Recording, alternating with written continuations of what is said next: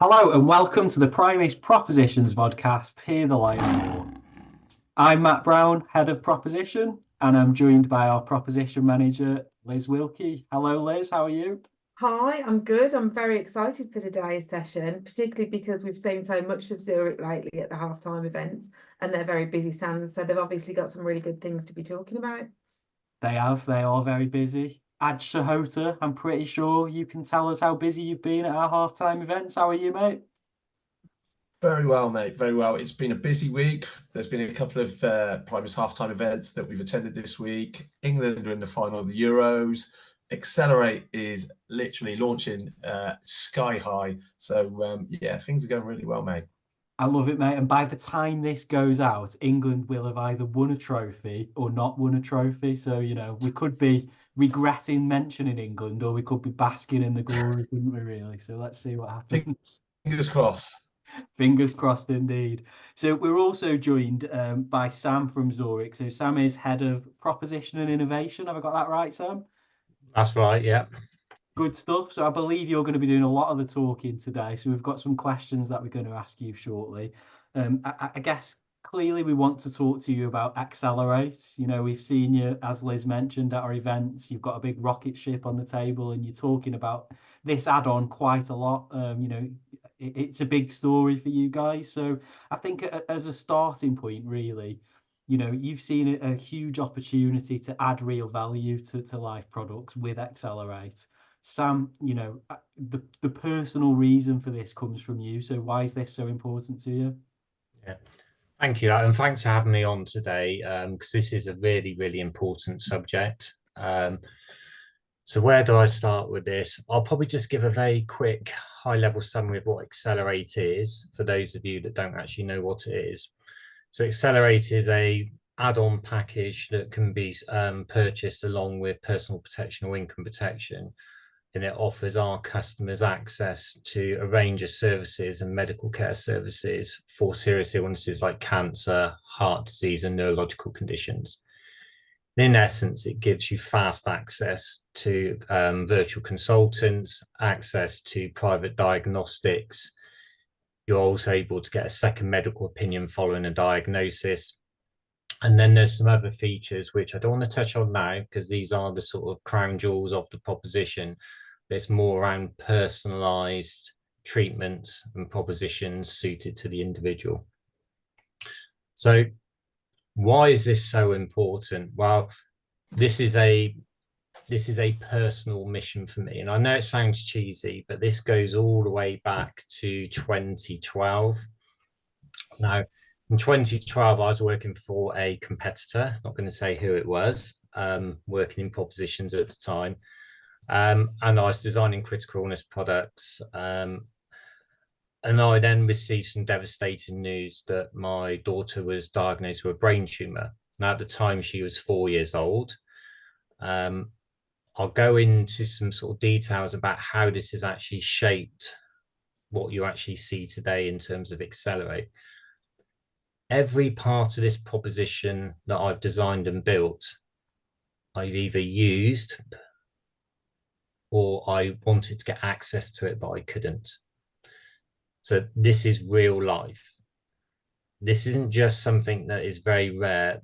I've spent many hours and days in hospitals and working with charities where hundreds, if not thousands of people are going through this on a weekly basis.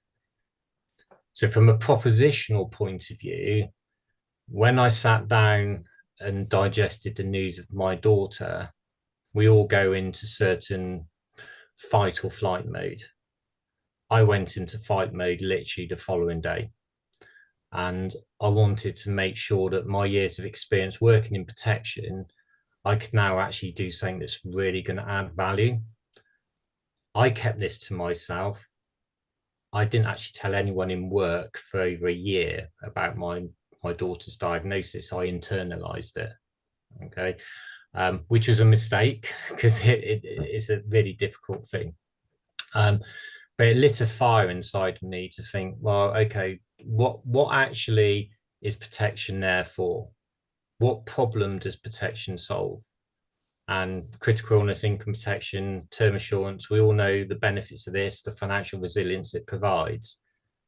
But with my experiences, it's only scratching at the surface of actually the support and help that customers need.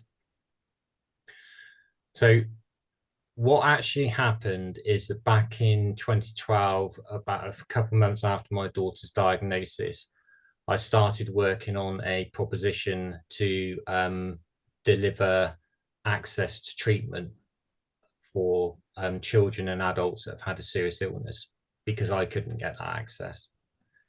And what I will do is when I start talking through the various elements of our proposition, I will refer back to my daughter and explain the challenges that I had, challenges that I experienced and witnessed with other people, but more importantly, why we've designed things in a certain way and how it can actually improve the outcomes for a customer that purchases this product. So that's sort of a walk into this. Do you have any questions initially that you'd like me to answer, or I can sort of dive into the sort of each of the modules? Well, wow, you know, I'm quite blown away by the fact that you internalised this, but then still began functioning to change. So thank you for doing that. What a positive thing to do in a situation that must have been so difficult for you. How hard was it to try and get, because actually 2012, that was quite a long time ago. You know, the industry has evolved massively, but at that time, how hard was it to get people thinking like you were outside of the box and giving more access to better types of treatment and engagement? Very hard is the honest answer, Liz. And at the time, value-added services didn't really exist in the UK. I think we saw the introduction of things like fracture cover, second medical opinions were around, but it wasn't something that was part of the conversation. If we go back to 2012, the big topic of conversation was the critical illness arms race, and products were getting more and more complicated. ABI plus, some of the advisors on this call probably remember that. That was a major focus. There was nothing on around the additional support mechanisms that actually customers could benefit from. So yes, when you, having worked in propositions for a number of years, there's a lot of ideas that I have that never see the light of day, and Nigel will know this. And it's not that they're not good ideas. Sometimes it's about timing. And when I first started working on this proposition in 2012, and I did launch the first iteration of this in 2015, which was global treatment. So that's probably given away who the competitor was that I was working for.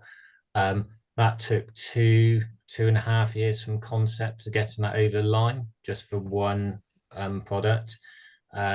Advisors, a lot of them just didn't see the value in it at all. They didn't understand it. And that's the challenge you get when you have something that's new, because people don't understand the need for it. And when you have something that is there for a situation we don't want to think about, people don't think they need it. And we have the same objections when we talk about critical illness and about income protection. So Accelerate isn't a value-added service. And this is something I want to talk about now. It is a benefit in its own right. It is delivering a customer outcome, which in my personal view, and this isn't Zurich's view, this is my personal view, is more important than critical illness, income protection and life cover. And I can give many examples. So I've been through a critical illness claim with my daughter. So I've experienced having a financial payout. Did that help myself, my wife, my wider family in dealing with that diagnosis? No.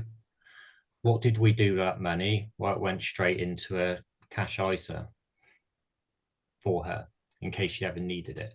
So it's great that we had that money, but it didn't help at all. Didn't help at all. So I think this is where Aj knows this, right? In propositions, I have this saying I talk about, and I challenge people. It's what's the problem that you are trying to solve? So you can say the same thing about critical illness. What's the problem that critical illness is trying to solve?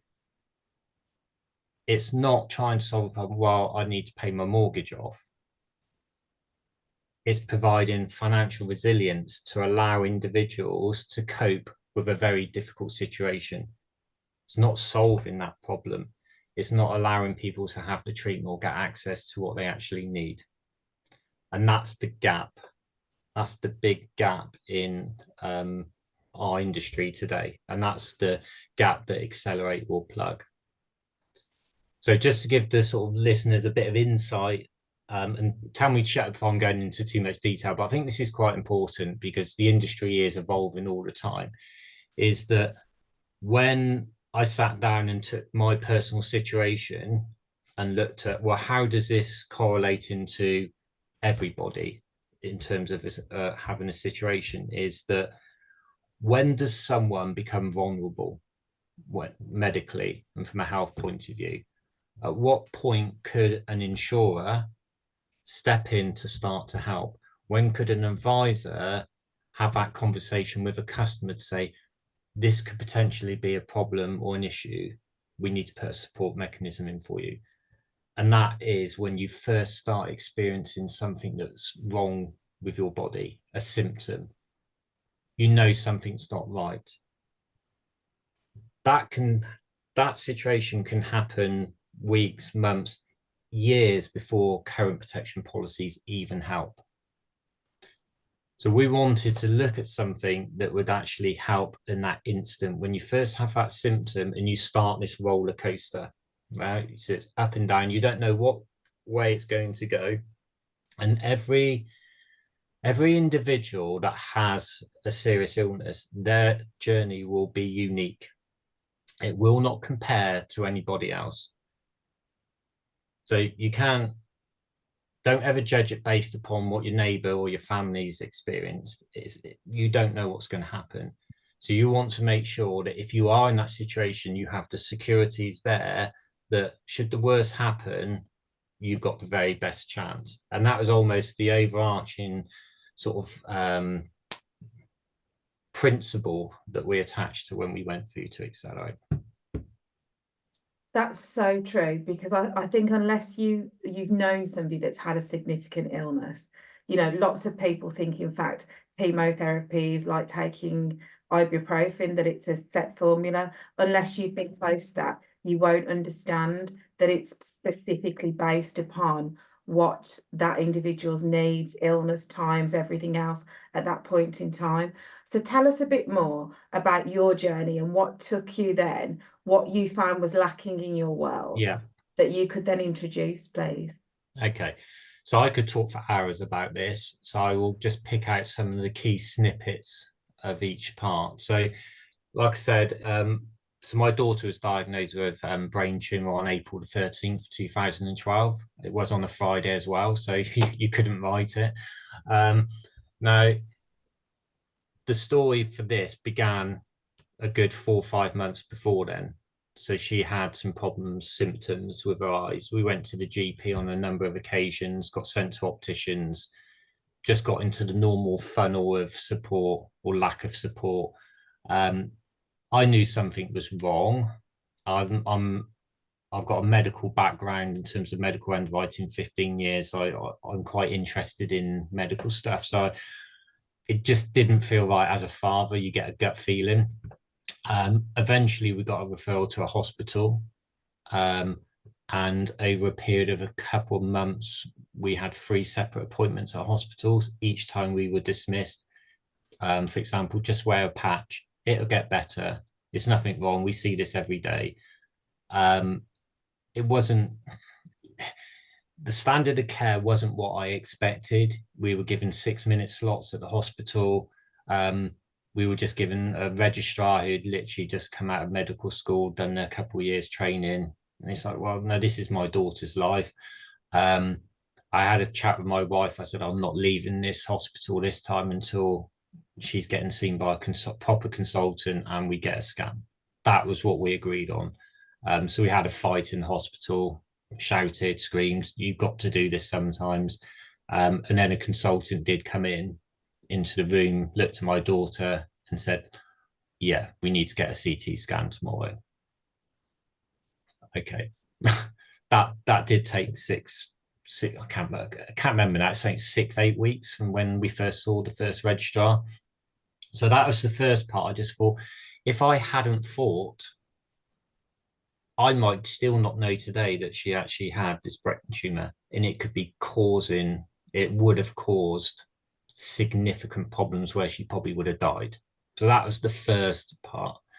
The next part was when we had the CT scan, we got a phone call just saying, nothing to worry about, Mr. Wells. There's a shadow on scan. It's probably an anomaly with the scanning machine. So we're going to arrange for an MRI scan. That would be in a couple of weeks' time.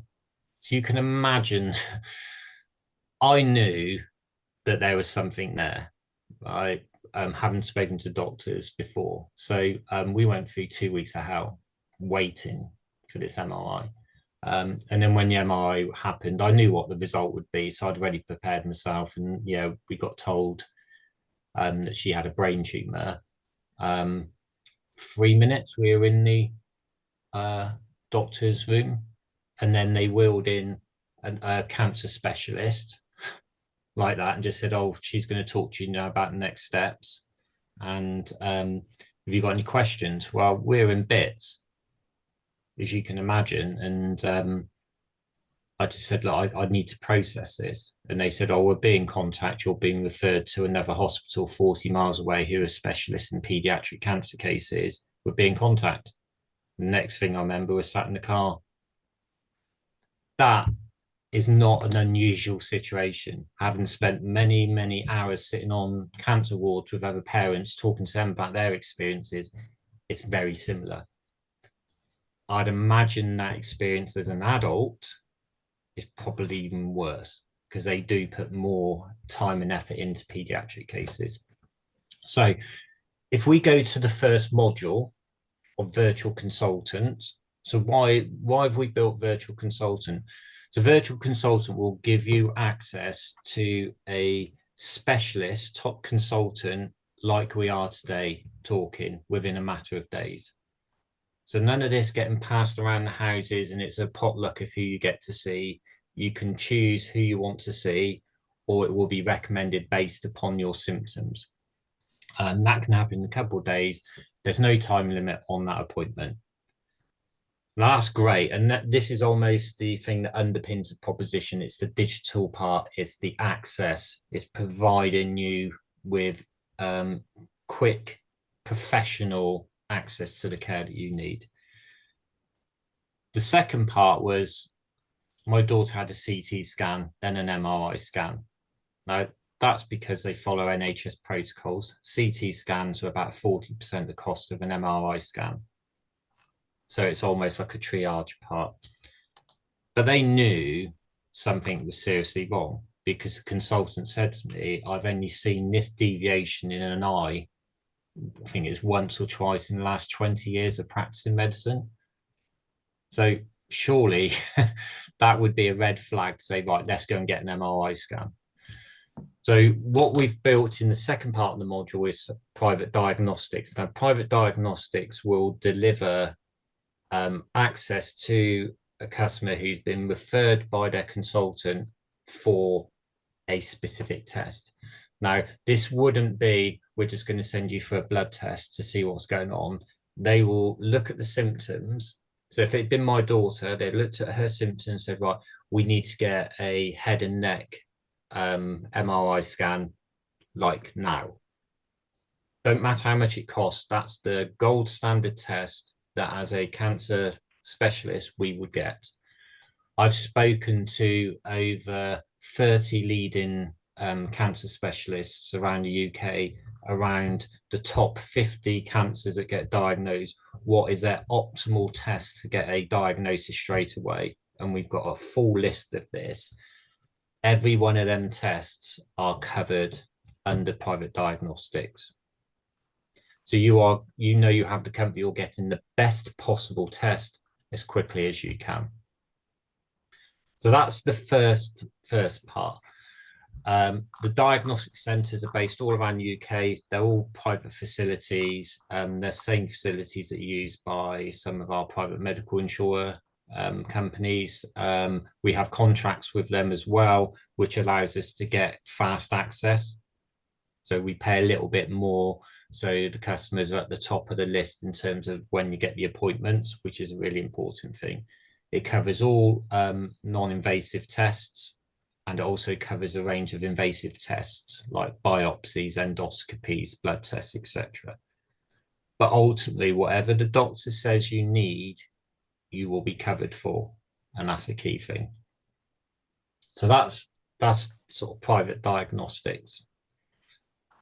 I'll quickly move on to second medical opinion. I don't want to spend too much time on this because I imagine a lot of the listeners today will probably know about second medical opinion, but there are a few nuances in this which are really important. And this is again based upon my own personal experience. So going back to when my daughter was diagnosed, we won't have the time today to go into what actually happened when I went to a hospital and had a bit of a ruck with the surgeon who basically told us some very bad things, but it resulted in me getting a second medical opinion through my employer at the time. And we went to the US to get her biopsy analysed and to get treatment recommendations. These were completely different to what we were being told by the NHS. Now, that second medical opinion was a game changer for us because it actually changed the path that we went on with my daughter. But when I look back at that experience, what could have improved? Well, one, it's very technical. It is very manual, loads of paper application forms, getting medical evidence. It did take quite a long time. And when the report came back, you needed a PhD to actually understand what the doctors were saying. I didn't have an opportunity to then ask questions of the doctor, and I think it's Chicago was one of them we got it from. So what we've built with our second medical opinion is that the report will come back, it will be reviewed by our partner further that we've teamed up with to provide these services.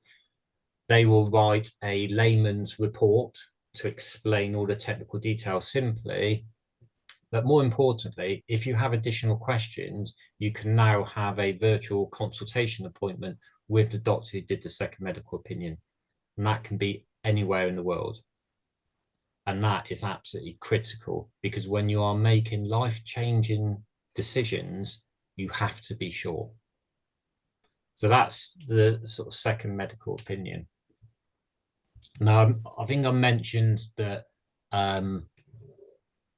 my daughter had a brain tumour.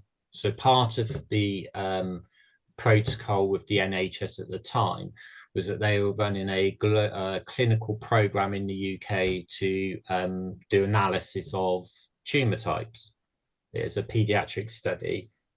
We agreed to take part.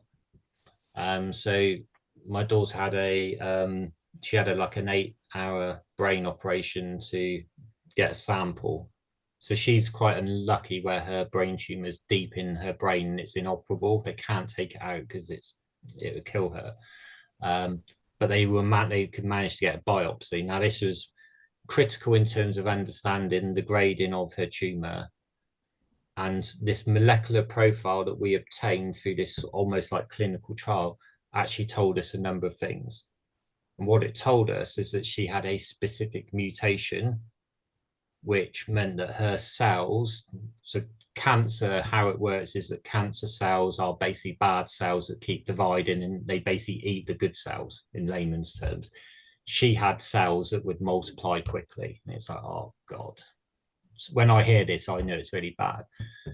However, we were then told the great news, but because we understand what the mutation is, we believe there are medications that can turn that mutation off. It's like a light switch, which means that the tumor could destroy itself. And it's like, oh, guys, it's best news ever. They said it's not available on the NHS. It's not been approved in the UK. There is a clinical trial. And I'll park there on the clinical trial bit. So I want to go back to this tumour profiling. So this tumour profiling, again, changed our outcome and our view of what we needed to happen. It told us about the mutation. Now, this is a very expensive test. So if you went privately today to have a tumour sampled, you'd be looking at in the region of $6,000 just to get your sample sent to the lab. Then in addition, you've got somebody who's got to analyse it and write a report. This isn't available today on the NHS as standard. Some people are lucky enough to get access to it through some private health insurance. I do know some people have had access to it, but again, it's usually when you've been through 2 or 3 courses of treatment and things aren't working. So it's not standard. Now, what we wanted to do is why should it be that one person gets access to this and another person doesn't? Why should it be because you live in London, you get access to it, but if you live in Manchester, you don't? It's not fair. So we've built a module called Precision Cancer Medicine that means that every customer who is diagnosed with cancer that hits a certain criteria, and I won't go into technical detail today, this can be done in webinars with Aj and the team, but effectively it will analyse every individual tumour sample. And this is really, really important. So how I explained it to the Aj and the team when we did the training many months ago, Aj, wasn't it? Was that if you can imagine there's 100 people in a hospital, 100 hospital beds, and they've all been diagnosed with the same cancer. Everyone assumes that you get the same treatment. Well, your assumption is correct. You do. I think, Liz, you mentioned at the beginning about chemotherapy when we was talking and that everyone goes through the same chemotherapy. Yes, you do. That's what happened to my daughter. She had 18 months of chemotherapy when she was 6, because that's what the protocol was for someone with her tumour. Now, what we didn't know at the time is that actually it wasn't really going to work for her. So we put her through 18 months of sickness, lots of side effects that she still has today, and it didn't really work. What precision cancer medicine will do is that it will look at these 100 people in the room and it will say, okay, 40 of you, we've analysed your tumour and the chemotherapy combinations that are being recommended will work for you. Fantastic. Which is why you hear some people have a really positive experience. You will then get another group, maybe another 30, 40 people where my daughter sort of fell in, where it didn't really do anything, didn't reduce it, it had no effect, a few side effects, but nothing really happened. Then you have a smaller group, usually about 15%, where the body, as soon as that chemo goes in, it will reject it. And the individual becomes seriously ill, sick. Sometimes it acts as a catalyst for that tumour and the tumour will just grow. It's a lottery, right? What precision cancer medicine does, it removes that lottery. It will tell you your body is going to reject that chemotherapy. It won't work. Or you're going to be really ill. Or actually, it will work. And it will allow the doctors to actually work out a personalized treatment plan that is going to give you your very best opportunity to recover from cancer. This is the gold standard, platinum standard, whatever the terminology that global cancer specialists are using. So if you go to the US or you go to Singapore, where the world leading centers of cancer, this is what they're doing for everybody. Because actually, long term, commercially, for these pharmaceuticals and hospitals, it saves money. But unfortunately, we haven't got access to it at the moment. So that's precision cancer medicine. The other part about it is that when you're having tumour profiling done, it also picks up sometimes whether you have what's called a hereditary gene. So something that potentially could be passed on to your children or to your siblings. So this is quite common in terms of hereditary links. You know, when I'm an ex-underwriter, we used to underwrite critical illness applications and we ask about family history and certain ratings go on, that's because there's a hereditary link. Right, so this is sort of linked into that. Now, what's critical about this is that we will offer counselling before and after to every sibling and child of the person who's had that tumour sampling, that they can also be tested for that gene mutation. So that's an additional benefit that sits within this. And again, it gives choice. We did significant consumer research when we designed this proposition. This is the one area of the research that consumers were a little bit unsure about at first, but when they understood the value of it, they couldn't believe that this was being included as part of the proposition. So it's something that a lot of people don't really talk about, but it's really, really important. So that's precision cancer medicine. I mentioned about clinical trials previously. So I'm going to revert back to, it's probably about 2015. So when my daughter was told about, she'd been through a chemo, didn't work, and we was looking at other options. And we were told about a clinical trial because she'd had this precision cancer medicine done.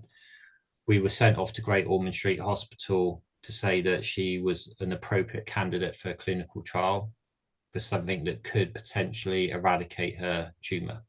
Fantastic news, brilliant. We got there, spent the whole day there having tests, etc. Leading UK consultant said, yeah, she's prime candidate for this. Yeah, she qualifies, brilliant. Can we go on it? No, you can't. Why not? Because the clinical trial's closed. When did it close? 6 months ago. So why have we spent all day here getting our hopes up saying there's never going to happen? And it's a tick box exercise. That's what it was. I went mad. I then said, can I pay for it myself then to go onto a clinical trial? How much would that cost? It's 6 figures at least. I said, okay, not possibly an option. I might remortgage. We had all these conversations. Can you write a recommendation to the pharmaceutical to get us onto it so we can use the medication, but we're not part of that clinical trial? No, can't do that. Why not? Because she's only been through one treatment protocol. You're going to have to put your daughter through another course of different chemotherapy before we will actually write a letter to say that she should be suitable for a clinical trial. So as a parent, you feel absolutely, what's the word? One eye's angry, disillusioned, lost, all the emotions, whilst trying to support a 6, 7-year-old who's just gone through chemo, still didn't really understand what was going on. Right, so you take a really healthy child and suddenly she's got no hair and she's getting bullied at school and all these types of things, and then you've got all this hope and it's just completely dashed. I spent a good 3 or 4 weeks every evening after work researching global clinical trial databases. Now, to say this is an overwhelming experience is probably an understatement. So I wouldn't wish this on my worst enemy, of anyone who had to go through that process. I gave up because I just couldn't do it. A, it's too emotional, B, it's too complicated. So we've never actually had access to that treatment. It's still out there. It's now been approved by the FDA and the EMA. So it's something that we've got in our back pocket should we ever need it. But I know from looking at the clinical trial outputs, 1/4 of the children on that clinical trial, their tumours have completely gone. Again, that's not fair. So what cancer clinical trials does, it removes the anxiety and the whole stress about how do I get onto a clinical trial? So the team at Further will analyse all the clinical trial databases, not just in the UK, but globally, to find appropriate clinical trials for your specific type of cancer. If they find any, they will present these to the customer to say, right, there are 4 clinical trials. Would you like to apply? And if you do, we can help you with that application process. And they can help you apply to multiple clinical trials at the same time.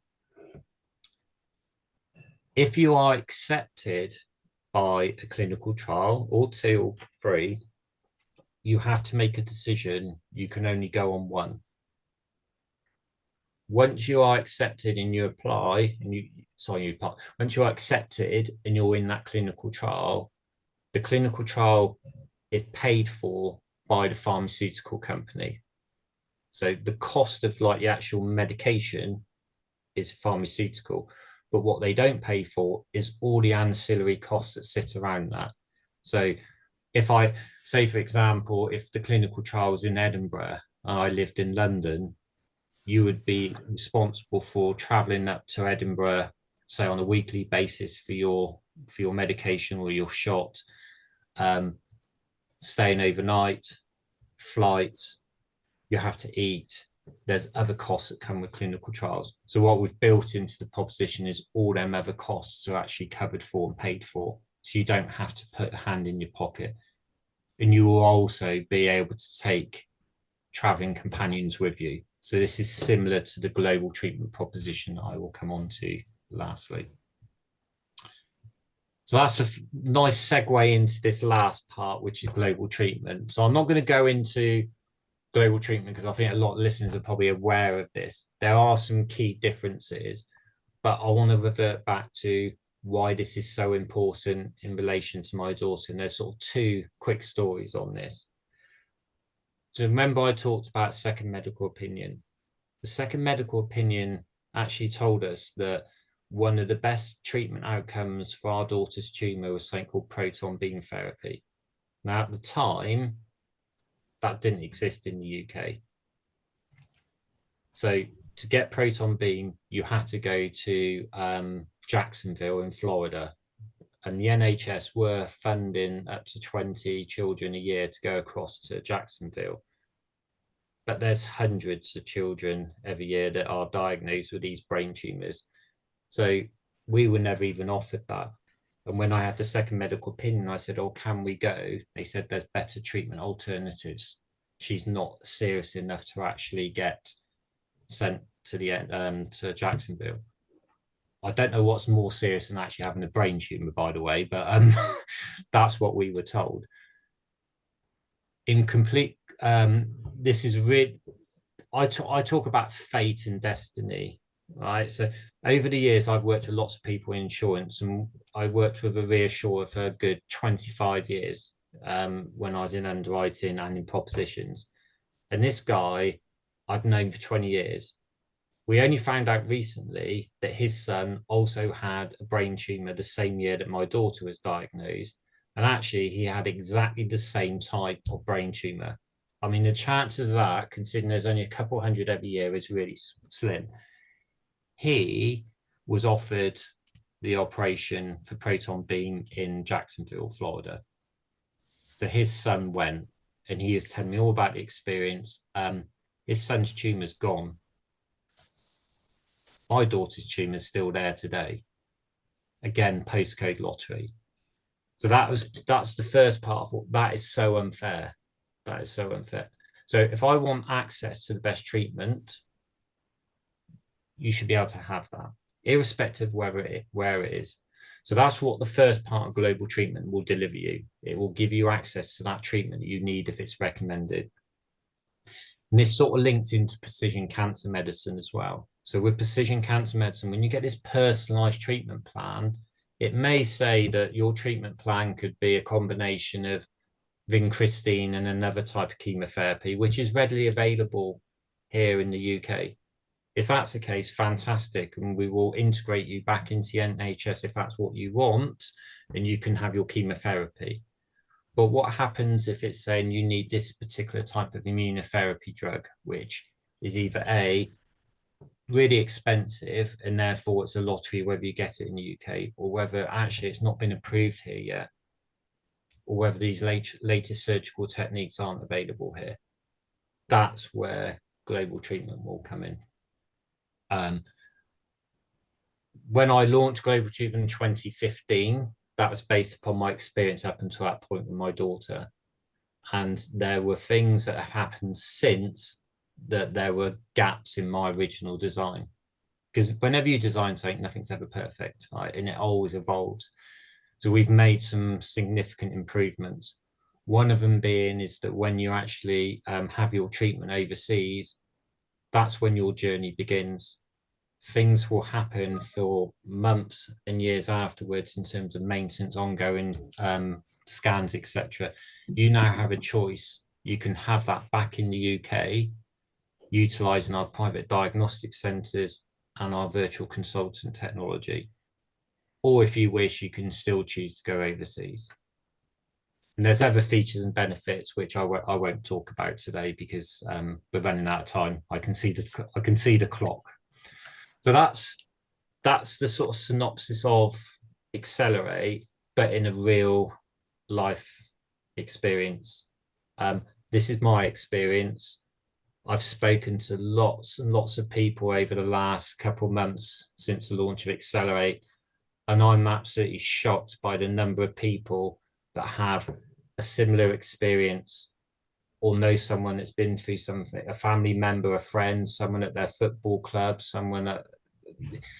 I'm surprised how many people have actually experienced it and how many people have actually had an experience which they thought was normal, but when they've heard that actually there are alternatives, they realise that they've actually missed out. So that's probably as much as I've got to say at this particular point. So I'll pass it back to you guys if there's any other questions. I mean, you know, Sam, for someone in propositions to go and design a product or an add-on or whatever we're calling Accelerate today based on those experiences is something pretty amazing, to be honest, because, you know, we have lots of product innovation out there in our industry and there's lots of good stuff happening, but you've really lived through those experiences and some of that stuff you've just talked through, which, you know, I already know about Accelerate, but actually I hope our listeners have listened to that and just taken away that you've done something about some serious problems that you've been through. So, you know, thank you. I guess, you know, I'm going to ask a risky question, but I'm going to ask it because I think viewers will want to know, how is your daughter right now? She's good.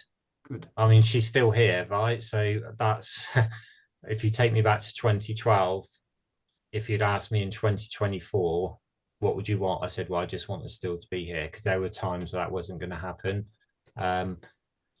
But we are still living with the consequences of the journey that we went through. So she has medical issues that are going to be lifelong, that are affecting her in terms of things that she cannot do in the future. However, she's exceptional. So yeah, everyone's got an individual journey. So I think from my perspective, I'm so proud of what we've launched here. And I think if it can change one or two people's lives for the better, then when I retire from whatever I'm doing in the future, I can sit back and think, do you know what, I've actually really made a difference. And that's what it's all about, really. Thanks, Sam. Well, I can see Adji's got his Accelerator background on. Liz, you were going to ask Adji a final question just so we can see his rocket ship again, I think, weren't you? I was, yeah, I was, absolutely. Like, that's such a wonderful insight to the creation of Accelerate, and I echo Matt's comments, you know, to have done something so positive, but it does feel like we've barely scratched the surface, and I really understand why your stand has been completely swamped at all of the half times. So what can we do for the brokers now so that they can learn more, or what can you tell us that we can do for them? Okay, yeah, thanks, Matt and Liz. So the halftime events have been exceptional. There's been a lot of engagement. There's been a lot of interest in Zurich Accelerate. Obviously, we've got lots of follow-up calls and meetings that have been booked off the back of this. And we're also seeing some brokers already that are recommending Zurich Accelerate, so that's great. But obviously we've got the holiday season fast approaching. So what we're looking to do is I'll be in touch with Matt, with you, Liz, and we'll be looking to do a specific Accelerate webinar for all Primus brokers it's likely to be early September. So once everyone's refreshed, back from their holidays, we'll get this webinar in place, and I'm sure that the situation that Sam and his family have found themselves in, and it will resonate. It will resonate with many people who've experienced similar situations, and obviously the uncertainty of dealing with a serious illness.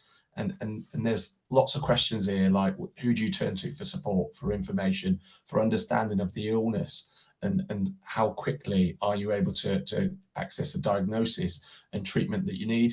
But like Sam has said, a product that provides this and helps make people's lives better, it will be truly priceless. And that's something that you'll be able to hear when we run our webinar in September.